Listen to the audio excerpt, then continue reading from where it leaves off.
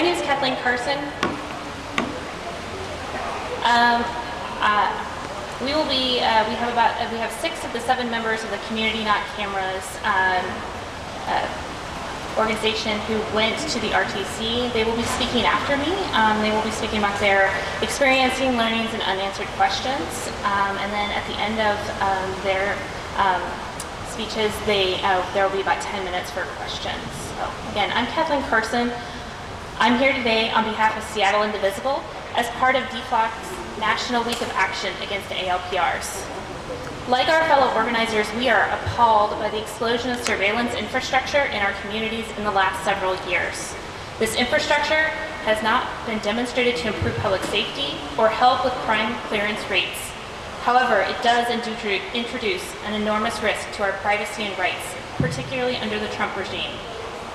I was not personally able to tour the Real-Time Crime Center, so I will leave the details of the RTCC to the rest of the speakers and speak specifically about automated license plate readers, or ALPR cameras, and how they fit into the national conversation around surveillance. ALPR data can be aggregated through real-time crime centers, and ALPRs are a tangible example of the dangers we see with the rapid expansion of government surveillance tools. Using ALPRs, police departments continuously scan license plates and amass vast amounts of data without a warrant about people going about their daily lives, people who are entirely unconnected to any criminal activity. It is disproportionately deployed in Black and brown neighborhoods, exposing those residents to even more risk. Once this data exists, it can be misused in any number of ways, including in the building of analytical models that give the veneer of objectivity but reinforce racist policing practices.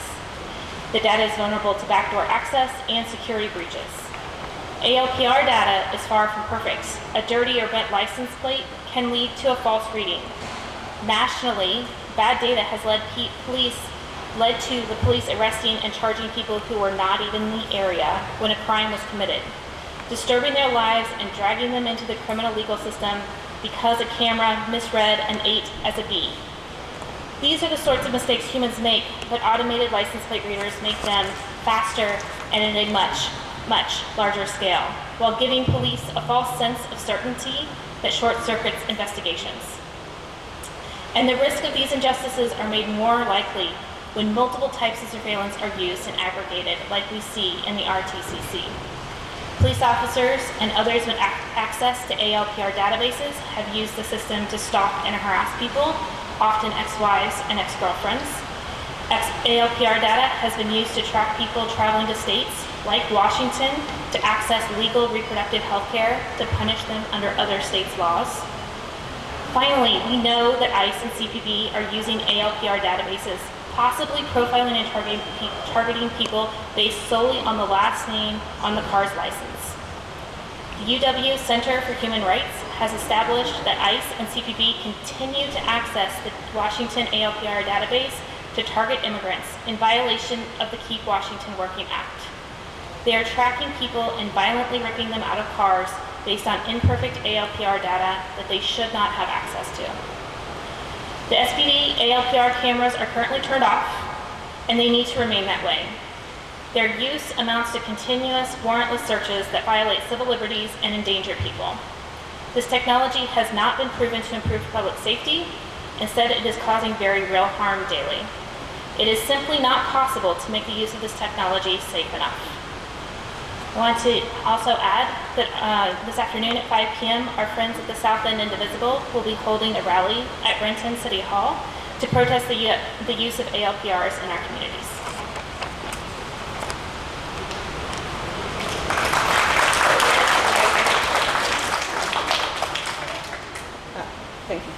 Thank you, Kathleen, for starting us off. Hi, everyone. My name is Leah Salerno. I did go on the RTCC tour, and I primarily organize with the Seattle Solidarity Budget, which is a coalition of groups, community groups within Seattle that recognize that the way the city spends our money has direct impacts on the safety and well-being of everyone in Seattle. We became involved in the push against increased surveillance for those same reasons. we are incredibly concerned with public safety. And mass surveillance is a threat to public safety. You often hear this public debate around surveillance framed as people concerned with the numerous civil liberties violations versus those who are pro-surveillance because they falsely assert without evidence that it will meaningfully increase some property crime clearance rates. But this is disingenuous framing. But yes, as an attorney, I am very concerned with the civil liberties implications and violations that the RTCC and mass surveillance will facilitate. And this tour of the RTCC unfortunately only confirmed and strengthened that my concerns are warranted. However, as a community member and a resident of Seattle, I am even more concerned with how mass surveillance will lead to a deterioration of public safety and public trust. We're not just in danger of misuse and exploitation of the data, as my fellow speakers will highlight. The surveillance state itself is a threat, and everyone intuitively knows this. We know that people act differently when filmed and watched. Lots of awkward first attempts at acting, I'm sure everyone experienced in elementary school, but there's also plenty of psychological research that backs this up, that show being constantly watched has negative psychological impacts, which leads to lower social trust, more stress, and will result in more violent crime. That these cameras have been shown they don't help increase clearance rates or solving of those crimes. So the only thing mass surveillance is good for is control and making certain business interests and shareholders a lot of money off of us, the people and taxpayers. And we are made less safe by this technology. And that's before we even get to the civil liberties implications and lack of oversight of the surveillance data. So I will mention that, we just toured the RTCC, and the employees themselves talked about their lack of policies and their concerns with things that they have had to try to ask for support in implementing to do even the minimum amount of oversight. So there was not proper due diligence by the former administration and the former city council to make sure that there were things in the contract that prevent Axon from pushing new AI surveillance tools. We learned that they have a verbal agreement that Axon won't do that, or they might give an on-off switch, even though that is not something that is supposed to be capable with these CCTV cameras or the RTCC. We also learned that there's no formal policy for masking the view into residences. That's something that is done piecemeal on each camera, and sometimes if power is cut to the camera itself, that mask is not put back in place. It has to be put back manually, and they admitted that they had missed that a couple times and had to go back and do that. So there are real privacy concerns that the employees walked us through and explained. And so, there were even more questions that they weren't able to answer, and said that these are questions for the city council and the mayor's office, and we've asked people have asked the previous mayor's office and the city council, and they also haven't given us answers to those questions. So I really encourage everyone to keep showing up to city council. I believe next Tuesday there is a city council meeting or the committee for the public safety committee, and so once we've had more than just, we walked over here, we had a few seconds to come collect our thoughts and talk to you all, but we're going to be sharing more about our experience, and once, that's out, we really encourage everyone to take, the questions that we weren't able to get answers to and more of those questions, and go raise them to city council, and raise them to the mayor's office, and let them know that we are very concerned about public safety. We are worried about how much this is costing,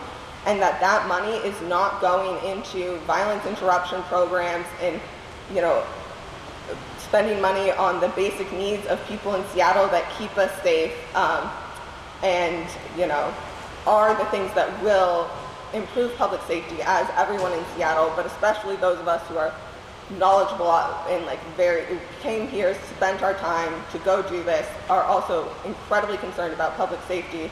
And so we really hope that everyone will keep talking so that we can build a safer Seattle together. Thank you. And I will pass it. You want to go next?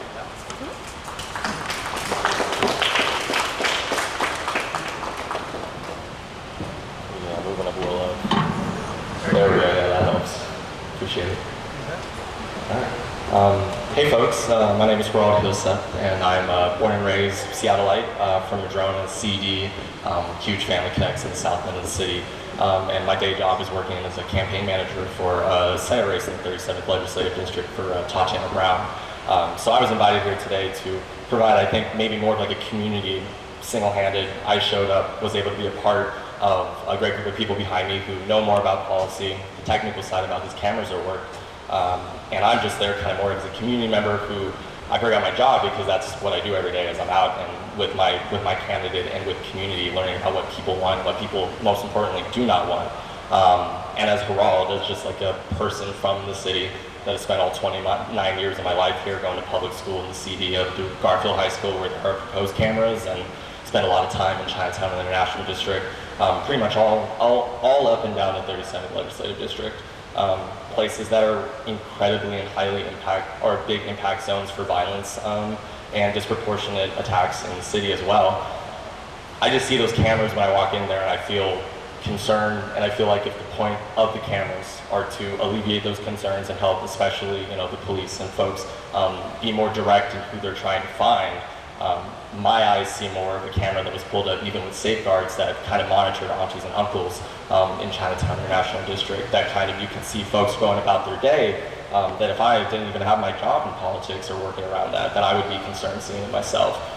So again, while there are people who have gone before me and are going to come after me that have much more expertise in getting into the nitty-gritty of what we can do policy-wise to make our community safer at kind of a grassroots level, I see, especially as just someone who, after my job, will be back in the community and a place I love, that I have a lot of faith in my neighbors, my family, my friends that are spread throughout the city, that I think if we directed funds and political capacity that have been spent on the camera discussion that's currently happening, we could direct those to more positive, proactive, community-based solutions that help youth, folks that are in crisis, and our neighbors that sometimes just need someone to talk to. So I guess what I can end on is that I'm in this room with a lot of great experts behind me, and the feeling I have is not a great one. Again, it's one where even if there are safeguards, you can pull up a camera feed that sure can help a certain situation and respond to a crime in real time, for the way that the police are providing us knowledge that that's how they're operating with it.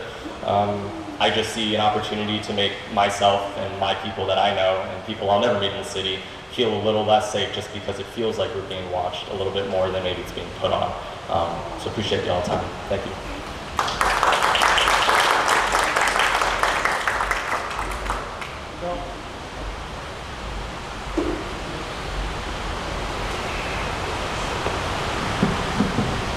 Good afternoon, friends. My name is AJ Randall, and I'm a cybersecurity engineer who's previously worked with Axon, a provider of the services for the Seattle Police Department's Real-Time Crime Center.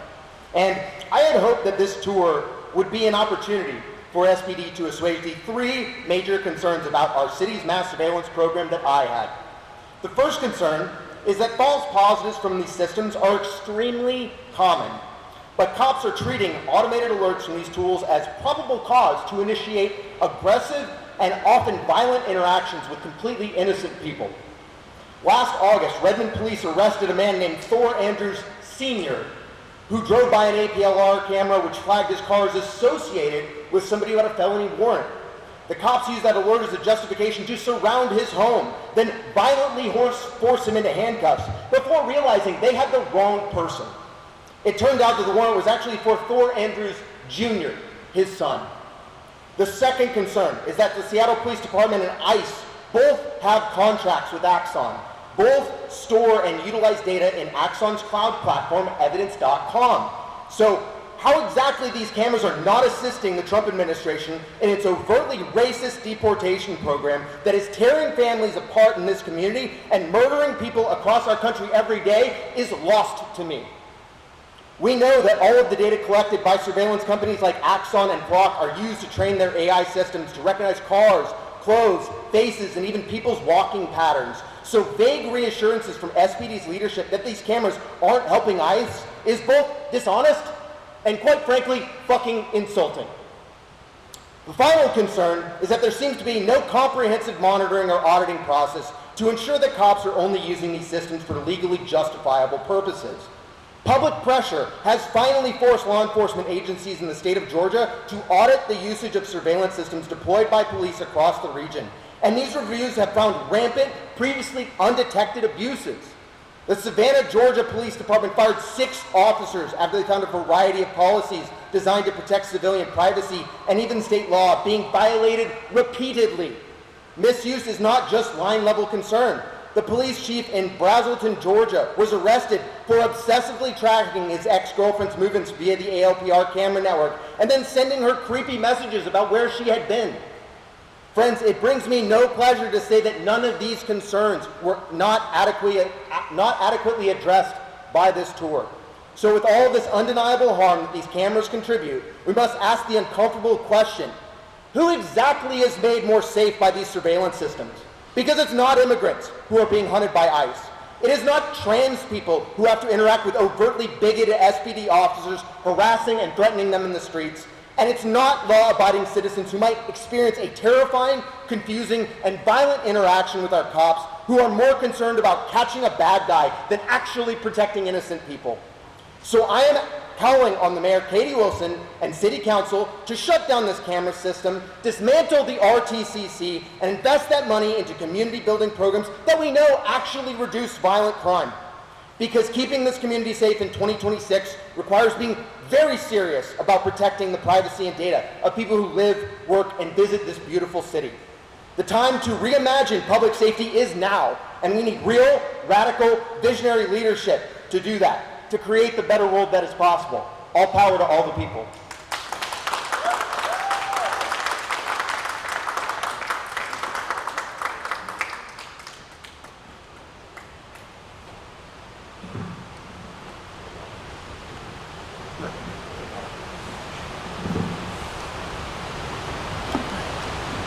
Good afternoon, Seattle. My name is Noah Williams. I'm a senior cybersecurity engineer in identity and access management at a large company in the transportation sector. And I'm also a member of the Transit Riders Union, who helped elect Katie Wilson and canvassed for her extensively. At this meeting today, I asked about root-level access to the camera systems that Seattle owns and supposedly operates, with some very scary findings. When the SPD and the mayor's office and city staff tell you that the footage lives on our servers until it is called up, that is true. They're not lying to you. The problem is that the control plane, which governs access to that entire system, decides when the footage can be uploaded and by whom, is managed by a cloud vendor app controlled exclusively by Axon, the company. It does not live on our hardware. They can make software updates to it, they can push configuration changes, they can stream our footage to their cloud platform without telling us. And if they can do it, so can anyone who hacks them, and so can the federal government. And the city will have no idea. Another revelatory finding in that process was that when we started the procurement of this Fusus platform that integrates all of these systems, it was not an Axon system. So today, the mayor, the city staff, and SPD tell us that these cameras are not Flock cameras. They're telling the truth. They're telling the truth for now, what is true today. But Flock is a big company, and if they were to purchase Axon tomorrow, a very plausible scenario in this vertically integrated surveillance state world, those would all become Flock cameras. It is for this reason that I believe that this system is structurally dangerous, that these cameras are just physical manifestations of a larger surveillance state with exceptional power, and that the illusion of control that we have with this footage being hosted on our hardware is just that. I call for the dismantling of the Real-Time Crime Center, for the disabling of these cameras, and for the retirement of the cloud control plane. Thank you.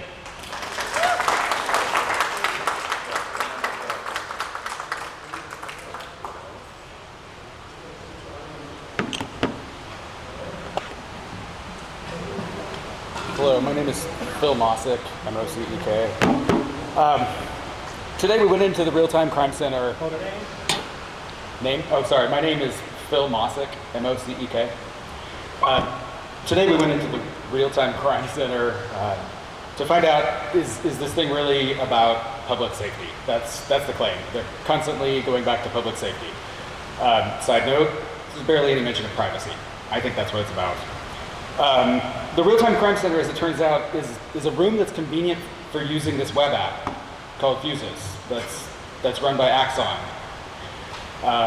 It's a cloud app like many of us are familiar with. It runs somewhere else. They could run it basically anywhere. The Real-Time Crime Center has a wall of monitors and desks that are convenient to sit at to use this thing, but they had 2 analysts in there, and they said that's the usual staffing level. It pulls cameras together. The whole purpose of Fusus is to fuse information. It is a fusion center in a box that you can buy, or that you can rent, basically. It's software. It pulls together cameras from SPD, private cameras. If people want to, they can purchase the Fusus core device and then run and plug right into the system as if their camera is part of the public system. And the SDOT cameras, and this entire thing is integrated into this one vendor. And it's what you would expect. The people who use it are trying to do a good job, and they know what it's specifically set up for them to do right now, and they know what policy they're supposed to follow. But that's the only thing controlling it. And for the beginning of this meeting, I tried to establish, I didn't use the technical term, I wanted to say, let's not talk about privacy by policy, let's talk about privacy by design, because I'm concerned about privacy. What I said was, okay, tell us not that you can't do something, tell us whether your policy prohibits it or it's not possible. And every time we asked about this, we either didn't get an answer or they basically said, yeah, that's policy. And so this entire thing, which some will argue if it's effective for various purposes, some will not. I say just leave that out of it. There are lots of things we could do that would be very effective at helping the police find out what everybody was doing yesterday when they had no reason to be recording what we were doing. They have a very useful retrospective search tool. They can go back in time and find out what they recorded about people who at the time were not suspected of doing anything wrong. And yes, this allows them to catch things going on that is useful for them to see. But so would cameras on every corner. So would a camera in people's homes. Like, how much do we want to trust them to keep track of what people are doing just in case it's useful later? I was concerned about those things, and we asked questions that they couldn't answer. And of course, some of them couldn't answer because they're operating this software. But we also had leaders in there. Dr. Lee Hunt, who's on his way out, is going to take his last vacation days and go do whatever. Well, first of all, he left in a huff. He was angered at questions we were asking, and he stormed out of the room twice, somewhat like someone else who left here recently. But they were not gotcha questions. We were asking questions that, in the end, I said, how come nobody has asked these questions? I understand why you in the room, the people who were in the room at the time, didn't have the answers, but why has nobody asked? Like, they're purging the video after 5 days, and I know that the Attorney General's office says you have to keep video for it's 20 or 30 days unless you have an exception that is in writing from the Attorney General's office. They don't know if they're doing that. I think they're destroying videos that they're not even allowed to destroy. I would like that they didn't like to record them. It's unclear who's in charge or who knows what's going on or how it works other than Axon, and we're all being asked to trust them. We're starting a week of ALPR awareness, automated license plate readers, and people have for a long time thought of them in the sort of tripwire idea where you can put out an electronic APB and find out if any car of interest passes one of the machines. That's barely how they get used. They're mostly used to slurp up information about every car that can be seen anywhere in case it's useful later. And in Seattle, they're supposedly turned off. But when I look at Axon's website for the Fleet 3 system that all the police cars in Seattle use, it says you cannot turn off the ALPR system once you've subscribed to it. Even if your dashboard camera, nowadays it's not a separate ALPR, it's part of the dash cam. Once you've subscribed that vehicle to the service, Axon says it will keep running even if the dash cam is off. I don't believe that they've actually turned them off. And I believe the mayor's office probably doesn't even know that they're designed to stay on. because everybody has been bamboozled by this one vendor who is working nationwide, and now even outside of the nation, and even into private places, to slurp up every bit of information they can. Axon is not a police equipment company, they're a data broker. And our city is selling our public data about where we're going, yes, in public, but automatically with hundreds of cameras. After they told us there were 60, no, they admitted inside of there that yes, there's actually 5 cameras in each of the 1 locations, and nobody knows what was in the surveillance impact report, because that doesn't seem to matter. They just bowled right past all of the process we have in place to keep this stuff under control. And when you ask tough questions, the leadership runs out in a huff, or corners you, and if you're a reporter, he might corner you and yell at you. That guy's gone, I guess. We don't want the ALPR turned on. We don't want more cameras. We need community, not cameras. Thank you.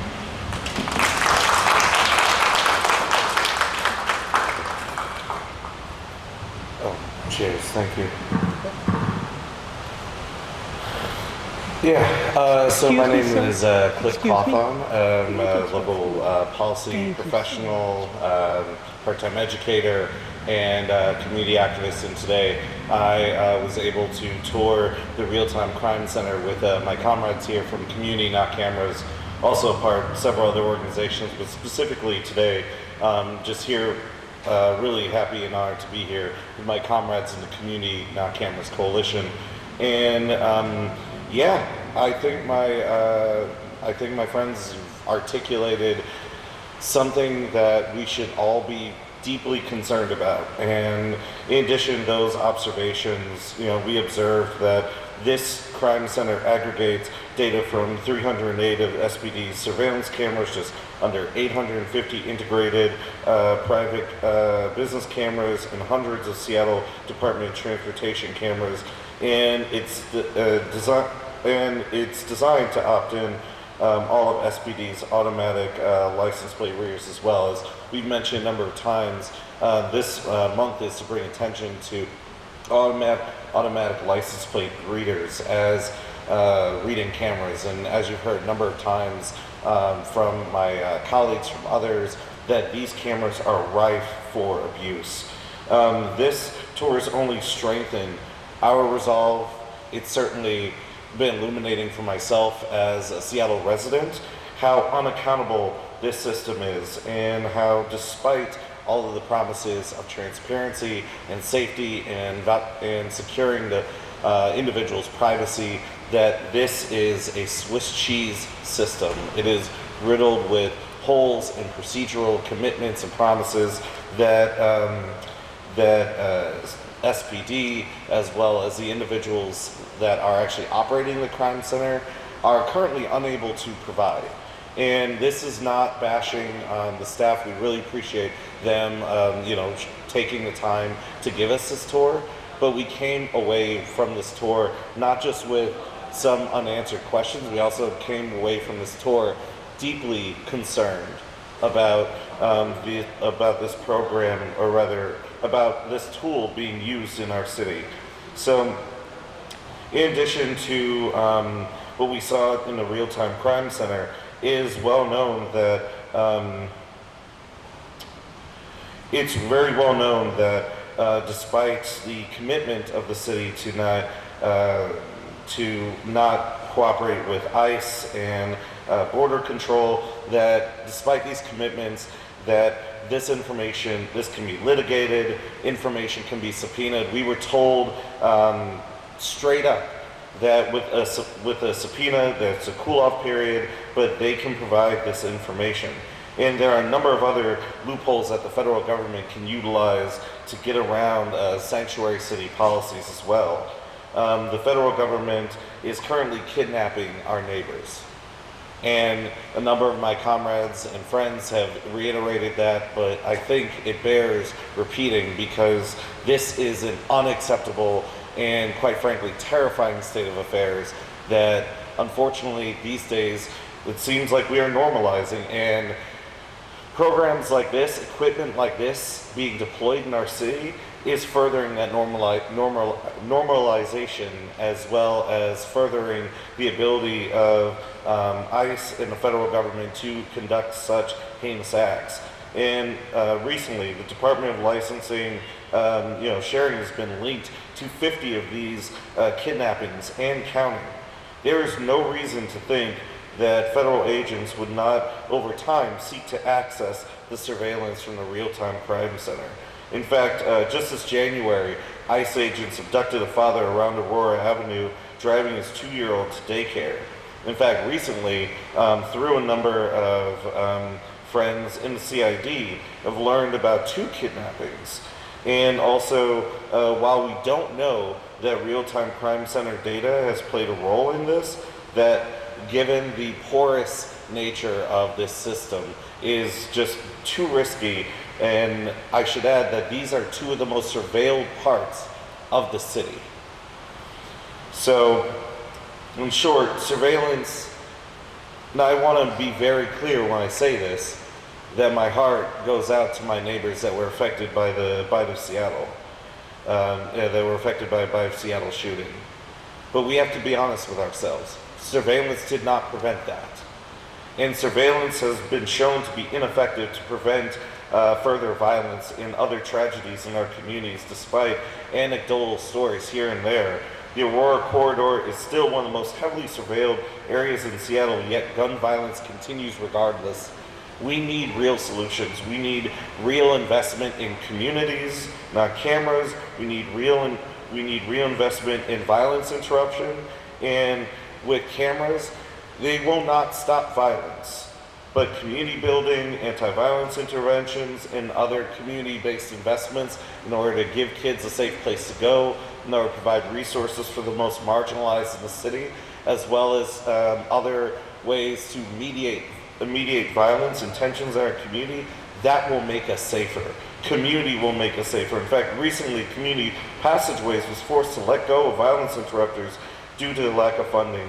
And Community Passageways is providing services that prevent tragedies like the recent Bite of Seattle shooting at Seattle Center. These interventions can prevent things like that from happening.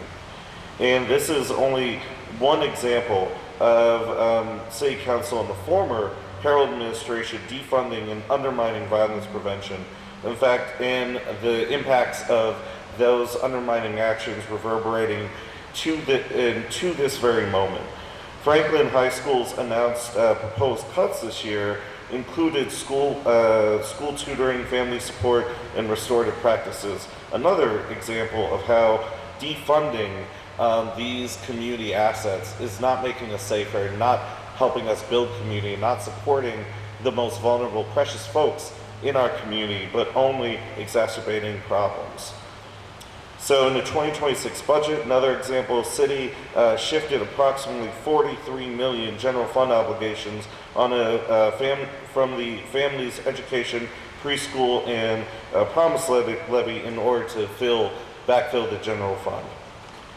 So with all these examples, with everything we've seen, I am resolute that this is the time to increase funding to violence interruption and other investments in community to prevent violence instead of expanding a surveillance state, instead of investing in cameras or more punitive measures. That investing in these strategies is urgent. Lives literally depend on it. And we call upon City Council and Mayor Wilson to cancel their contract with Axon. As many of my colleagues have told you, Axon is increasingly growing its influence, consolidating its access to other services, and has been shown to be an untrustworthy vendor when it comes to our city's commitment to not cooperating with the heinous actions of the federal government. We call upon the city to cancel a contract with Axon, cancel a Real-Time Crime Center, and to redirect this surveillance funding to community violence prevention in a 2027 budget. The need for violence prevention is urgent. We've seen that these strategies work, and as I mentioned before, lives depend on it. And we invite community members and community organizations to sign on to our letter, which they can find through our social media channels for community, not cameras. And also, we demand that the city invests, again, in community, not cameras. and proven strategies that will keep us safe, because we keep us safe. Thank you.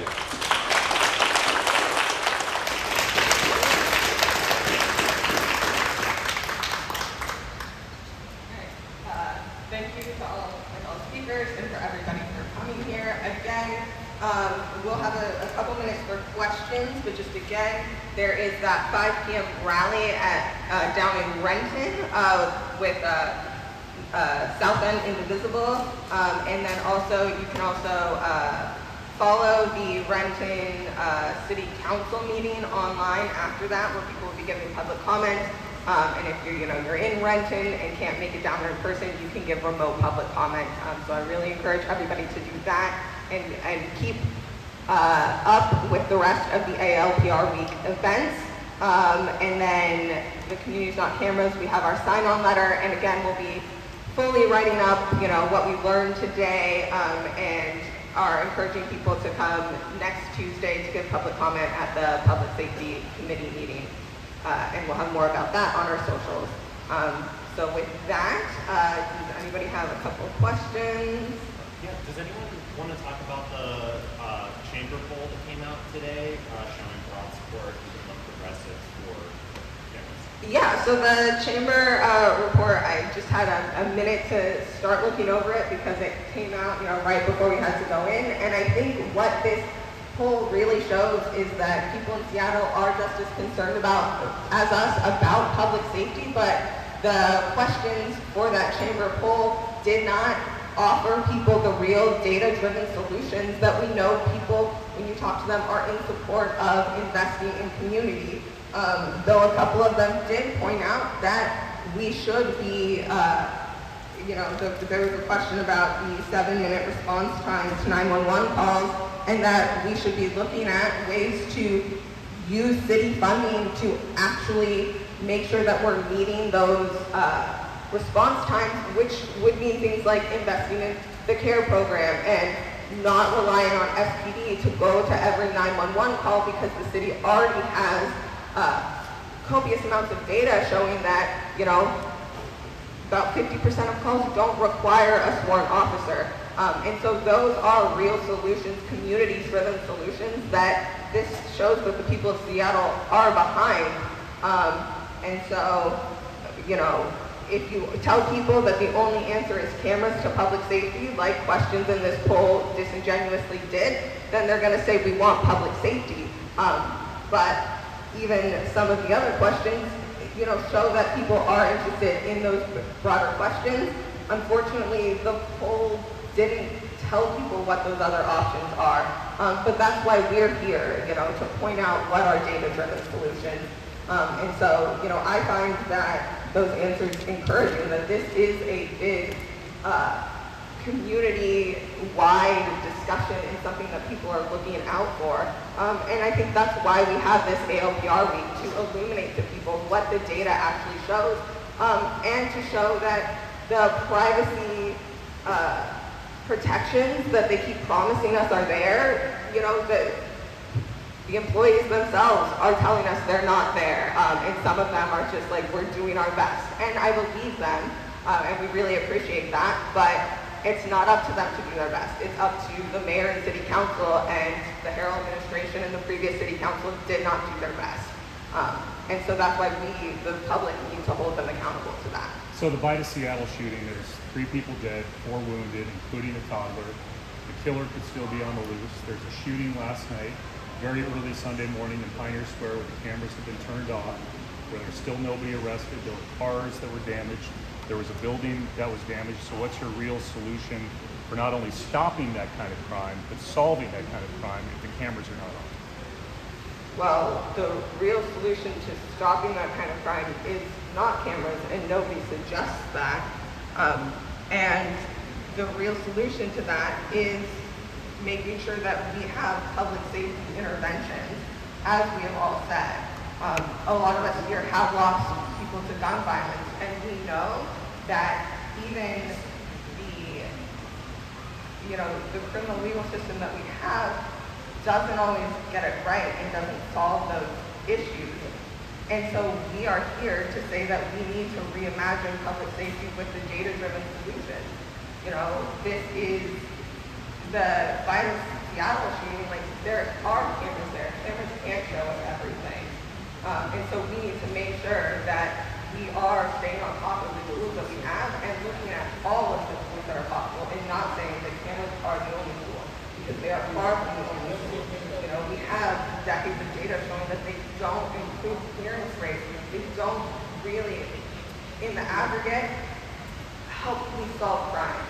And so we need to look at what really does help that, what helps people in communities get through these horrible tragedies.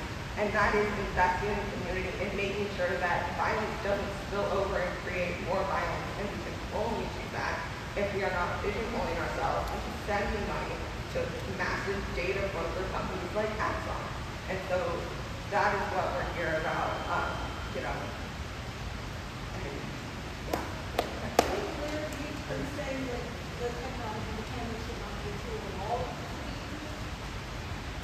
Mass surveillance is, we're saying that as it is, like no, because mass surveillance does deteriorate public safety in other ways as well. And if we're not being honest and open about that, and we're just throwing more mass surveillance out there, we're going to end up in really difficult situations where we have people who are subject to more violent crimes, and because we are not looking at public safety holistically and realistically. And so, as is, there is no way that they were able to explain to us at least that these cameras, you know, when controlled in a mass surveillance way by the state, are really beneficial to public safety overall. Did cops not solve crimes before cameras existed? Did they forget how to solve murders? Like, did you actual police work? Certainly just a question that I think was, if not this, then what else? And I think that rarely can we justify something by saying, well, we don't know what else to do, and so that thing is good. So when people say, I mean, I think your question is sort of, if I can characterize it, is if something happens in public and nobody was there to see it or remember it, then what are we going to do? Well, we've always done it. Like that is not justification to put cameras everywhere such that we can record everything that happens in public in case nobody's there. There are a variety of things we could do to, I don't even want to address what it means to solve a crime, but if we narrow it down to finding out who did a specific thing in public when nobody was there to see it, there are a variety of privacy invasive measures we could take to solve that.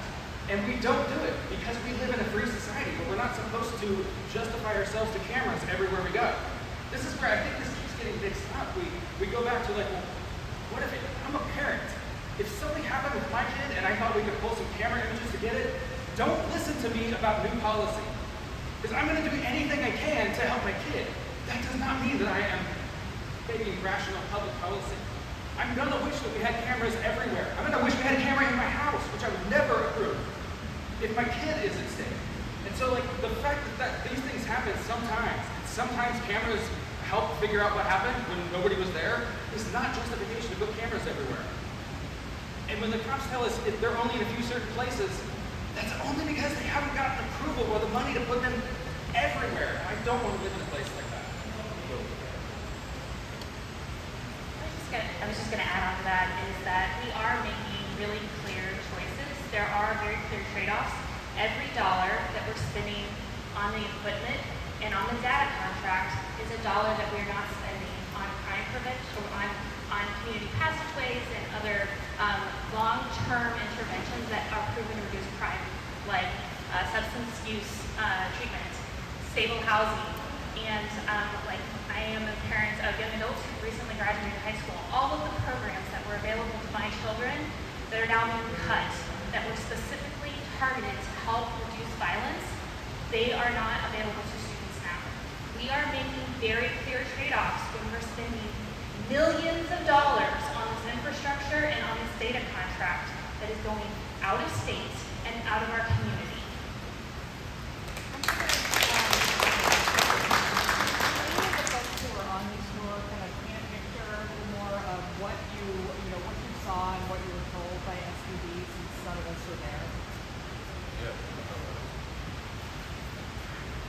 I'll just go first because I don't come from a technical background. So, just as a layperson seeing this, the picture that was painted for me